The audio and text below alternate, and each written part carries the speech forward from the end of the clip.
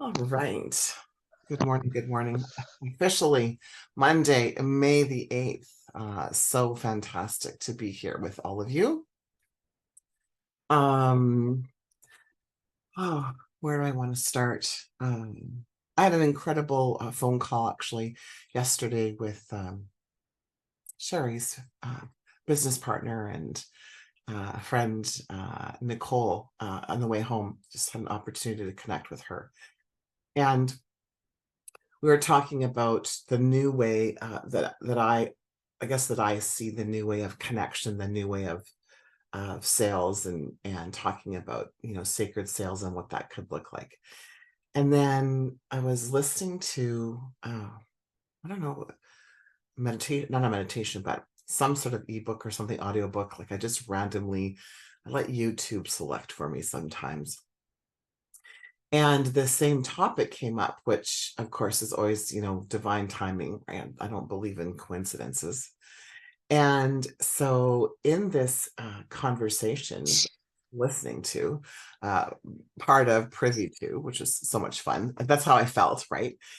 Uh, we were talking, this one was talking about frequencies. And so as I started to kind of meander my way over thinking then about frequencies, and strategy, what came to me is I think another way for us to look at strategy is pathways, right? We're wanting to create pathways of opportunity for people to find us, right? Pathways of connection. So if we're emitting a certain frequency, so let's say we're emitting the frequency of prosperity or abundance or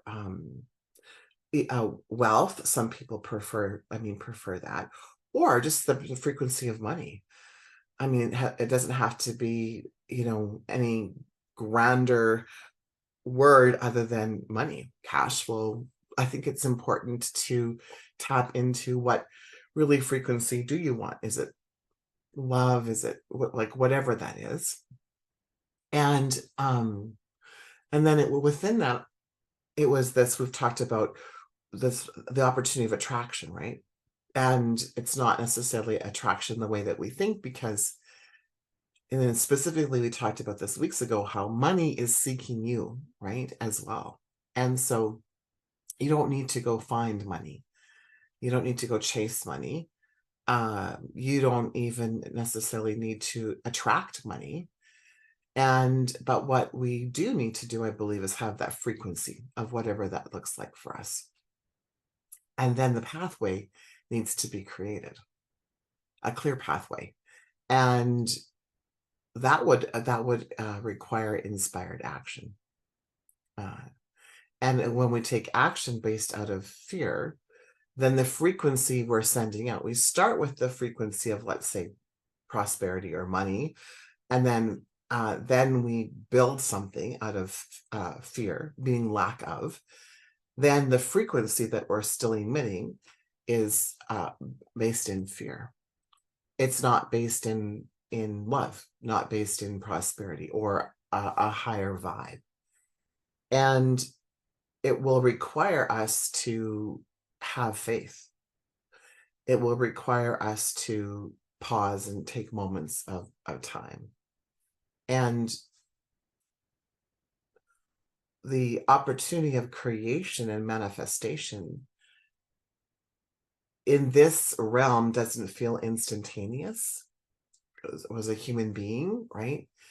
However, the thought is out there. So important for us to be in awareness of the thoughts, to be conscious of the thoughts. And then when they don't match the frequency that we desire, then to change the thoughts. And I think that really is, I've said, and I say this lots, that's really where the work is, right? Is in that releasing guilt and shame and worry and doubt. And I was reminded yesterday that the fastest way to release worry, doubt, guilt, shame, fear is to take action. The fastest way is to take action. And then if the result is not what you desired in the action that you took, that didn't mean that you took the wrong action. It just meant that that particular action led you to that particular, I'll use the word consequence, right? Result, circumstance in that moment in time. It's a series of actions that end with the result. And if you're in constant fear of taking the wrong action, then you'll either in fear take the wrong action, or you'll be paralyzed, right? You'll fight, fawn, or freeze. You'll freeze then. And then you don't take the action because you're afraid of the result. And the acronym false evidence appearing real is really applicable when we apply it to this part, right? Because we don't take action because we're looking for, searching out safety and security. And so that's also false. Like safety and security doesn't happen outside of ourselves. It happens within. Happiness doesn't happen outside of ourselves. Happiness happens, like everything is within. And until we stop looking outside of ourselves, then we'll constantly be, I think, experiencing the lack. Now, that doesn't mean that you have access to everything inside yourself. You just might not know how to access it, right? There might be, a word that you hear that will trigger something, or a course that you'll see that you go, oh, that's interesting. I'm intrigued by that, and a lot of the advertising out there, as we know, when they advertise, they speak to your pain point, and they speak to your pain point because that's when people take action. Right? That's human nature, right? We take action out of pain, not out of pleasure, and we're wired that way. Right? We're and that's why it's I think it's difficult to break the pattern of fear, is because we're wired that way. We're conditioned that way. We don't have that fear when we're born, right? We fear falling and loud noises, and that's it. And all other fears are developed over time. So the taking action is such an important piece, and we will sometimes get frozen. And you'll find, and this is good morning, Nicole. This is what Nicole and I were talking a little bit yesterday, this pathway, right? Creating a pathway versus creating a strategy. And yes, it's just a word. However, that we know how important words are, right? Like for me, strategy is I like strategy because I feel like I'm in control. Strategy is it's a path. I can get rigid in strategy, right? I can get really rigid in strategy, but pathway is like I'm on the path, and it might meander, it might be a straight path, right? It might be well lit, it might be exciting, it might be full of trees and I can imagine so many different pathways. And when I think of strategy, like I literally what I have in my head is a computer and my glasses and check marks, as in oh, I'm a good girl because I completed this, right? That's what happens for me when I think of strategy. That's why words are so very, very important. And so what if you created create a pathway? The other thing that we get really caught up in when I see this over and over again is trying to scale a business before it's meant to scale. Meaning, and I say this over and over, the advertising is scale your business, go from, 5 figures to 6 figures, or 6 figures to 7 figures. And there's absolutely an opportunity to scale the business. If that feels good to you right away to scale the business, then absolutely do that. And look at the words that they're using, right? Scale your business, save time, make money. So they speak to all of our pain points. What do we don't have enough time, right? Like all of those. And again, this is human nature to have your pain points um, shine the light on the pain in order for you to take action.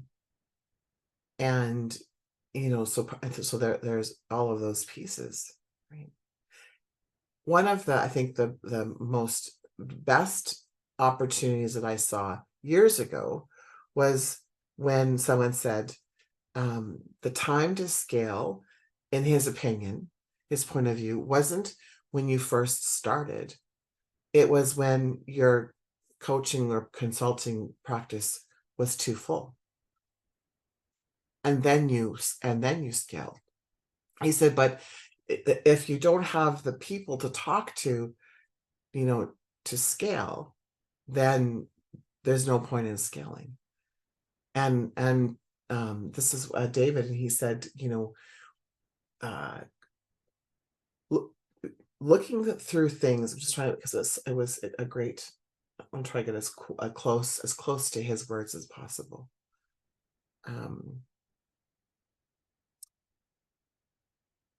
Understanding the depths of marketing, all the layers of marketing, right? And so like marketers, right, look at things a little bit differently, and they look at through the lens of psychology. And developing that skill set takes time and takes effort and takes making copious amounts of mistakes. And when he met, and then he clarified that I don't believe in mistakes, but when you think about it from that perspective, it's an experiment. Oh, that didn't work, that worked, that didn't work, that worked, that didn't work. And he said most people don't have the patience for that. Number one, right? And so then they go, well, I'm just going to scale. So then they go to scale, and they don't have a big enough audience to scale. They don't have the patience or the skill set to scale, because it requires automation. It requires all of the things to scale. And then they go to do advertising, because in order to scale, you need a wider audience. And then going to something like Facebook ads, but not understanding how to develop a Facebook ad. And then I would now add, then we follow a business model of someone who's super successful for them, because they built it with their, I'm going to say human design. They built it with their connection to God source energy. And so of course it doesn't work for us, because it was developed for them. It was developed for them. And then massive overwhelm, right? And right, absolutely, absolutely. Like, so and that's, it's kind of like, you're going to sell a yellow widget, and so you look at the yellow widget and you think, okay, what's the pain that this yellow widget is resolving? So what solution? The person who needs the yellow widget, what pain are they in? They're lying in bed at night thinking, whatever. And so there's a pain, there's a solution. And then once that solution's resolved, what other pain will they be in? So that's part of a whole marketing, scaling, automation thing. And then I need an email marketing system, right? Which could be like MailChimp. And then you need like a shopping cart, and then someone to write emails, or you to write email automation, branding, graphics. Like there is a lot of pieces to automation. I'm sharing that not to overwhelm you, but when we're in overwhelm, it's because we're looking at all of the steps versus just the macro vision and then going, okay, what's this next step? What's this next step? What's this next step? But if you think about why everyone is on the bandwagon of, massive production scaling, is because the end result is revenue. And nothing wrong with cash. I love money. I love cash. And I guess part of what I want to share is, if there's challenges in that you're experiencing right now, obstacles that you're experiencing, whether it's mindset or whatever, at the level of just one or two conversations, right? Or three conversations, then what will that feel like for you at a larger scale? It doesn't mean not to scale. Let me be clear. I am not saying don't scale. What I am saying is check into why you're scaling. If you're trying to scale for cash flow, I don't have enough money, so I'm going to scale. Your outcome will be you don't have enough money. It will always be that. I don't have enough money. I need a client. You won't have enough money. But if you're scaling because you have a strong mission, a purpose, in purpose, on purpose, you know what the community needs. You know what the world, right? Thanks, Kim. And you know what this is like. Then when you scale, you'll be scaling because of your connection to divine source energy. And then it's easier to scale because you're not scaling. And money's not bad. It's not like, we think that money is the cause of our desires, meaning if I have money, I'm going to have this. It's like, if I have money, my life will look better. If I have money, I'm going to be happy. Right. The truth is, if you have money, you'll do more. I mean, that is the truth. Absolutely. That is the truth.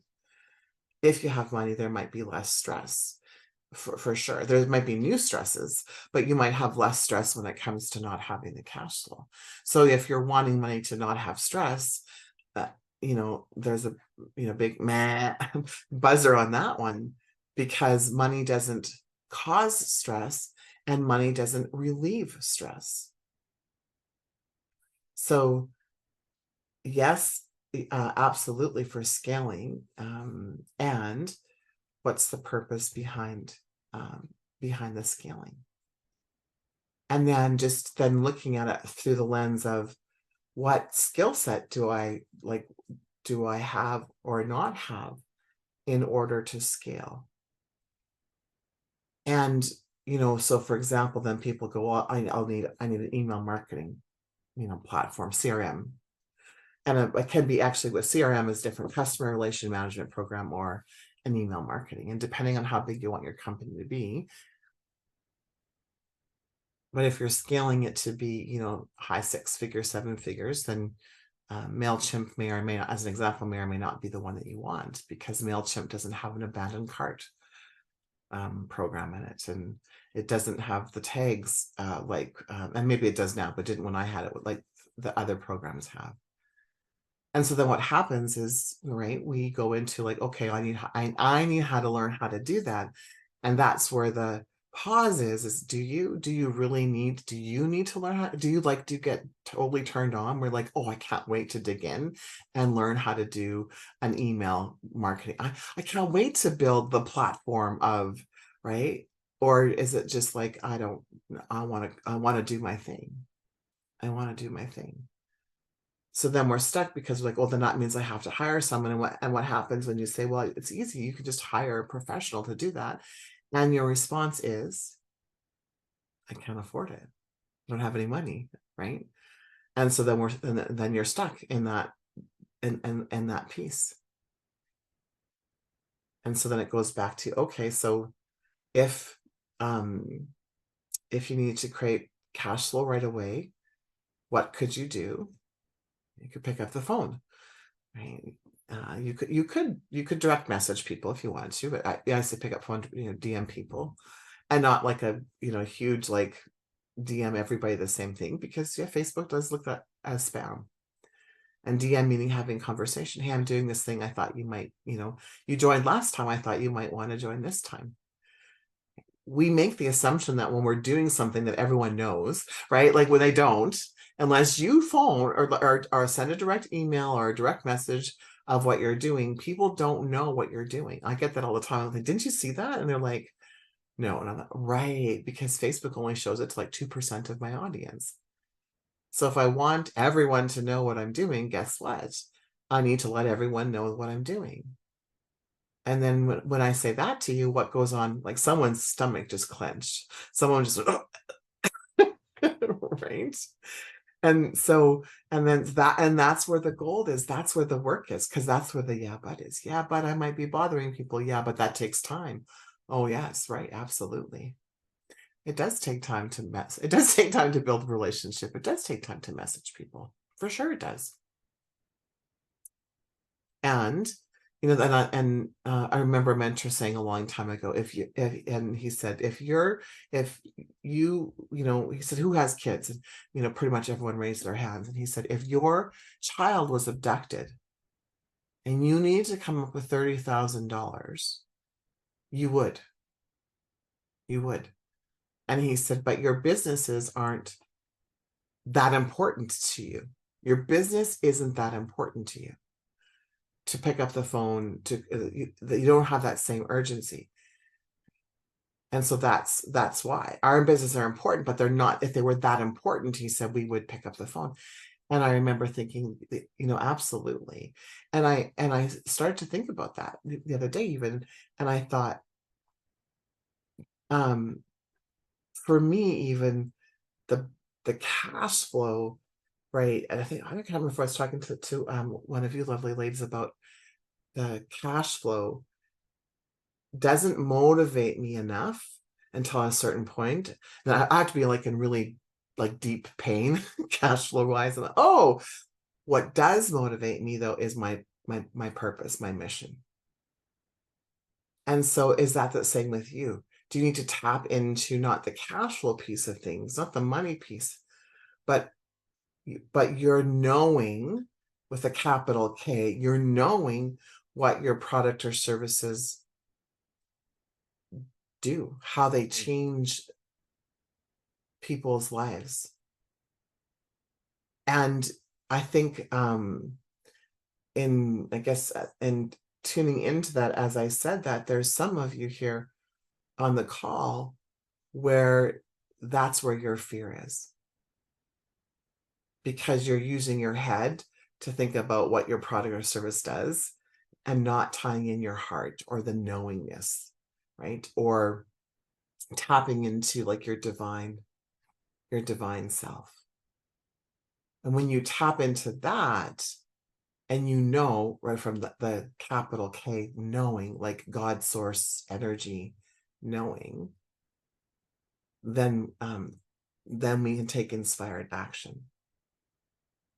And the last amazing aha moment, it was an aha moment, but it was this even a deeper awareness over the weekend, was to encourage all of you to embody that you are divine, you are creator, and there's resistance in that with some, if not most, of you. And my message this weekend was to I've been kind of what was my message? It wasn't even gentle. I interpreted the word gentle. I've been kind of gentle about that, in my sharing. I've been kind of asking open-ended questions, so in hopes that you'd be like, yeah, that makes sense. with I've been speaking to your logical mind, and so I've been encouraged this next little bit to absolutely to speak to your intellect as well, but also to speak to your deep knowing, your intuition, your connection to divine source energy, and remind you that you are a creator. And perhaps maybe it's just the word that you need to work with, right? Yeah, right, Nicole. Yeah, raised Catholic. It felt fairly blasphemous at first, and then my ego, like I could hear my mom, "Who the hell do you think you are?" Right? So, and the more that I embrace that I am creator, and all of us are. So it's not just Ranchelle Van Bryce is the creator. We are all creator, and our purpose is to create.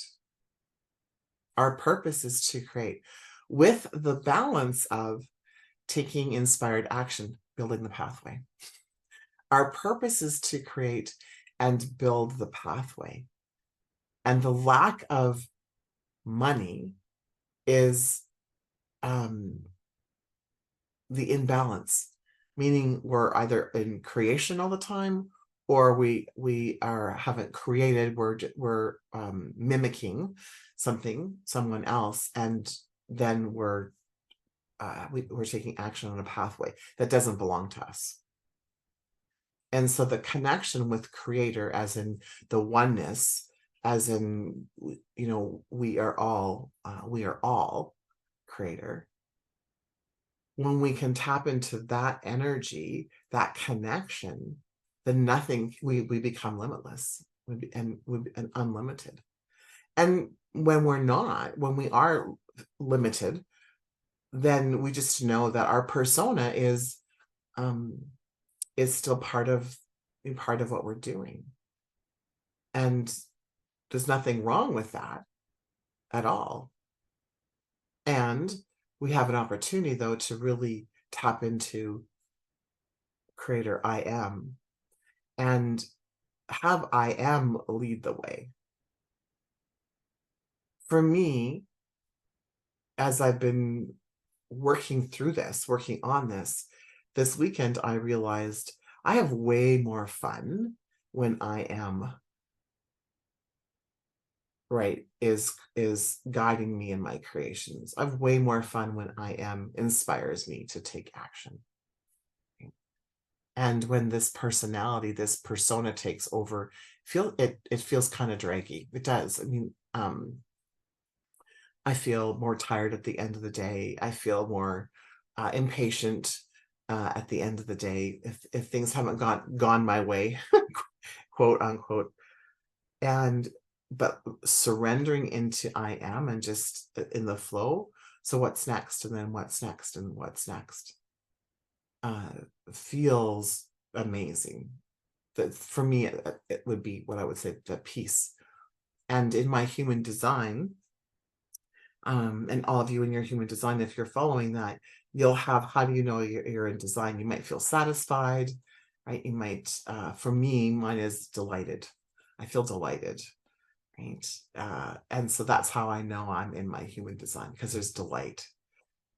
So even things like when statements, Tracy-isms, right? You can't make that shit up, right? And so I'm delighted when that statement comes up. So if I can wrap this up in a somewhat of a bow, would you be willing to be open to the I amness of you? Would you be willing to play with that? And in that, would you be willing to create pathways of revenue? A path to cash. Ooh, a path to cash. That sounds fun. Writer downer. A path to cash. I just got this visual of following a path and there's money. I'm like, oh, right. gosh. I'm loving that. I love that. Oh, Karen said both me and my in the morning meditation talked about the same thing, right? Well, you can't make that shit up. And so, would you be willing to create a path to cash? And there's one more. Hang on.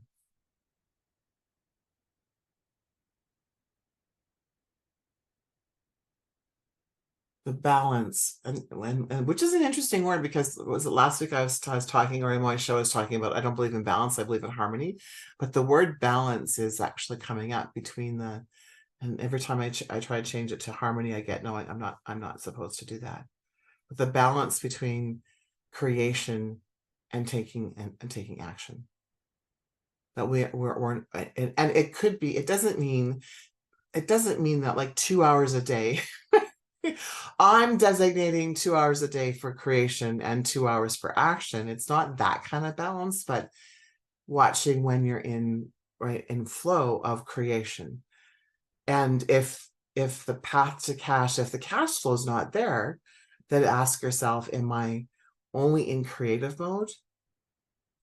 And am I resisting taking action? Am I resisting taking action? Because it is the balance of both, right?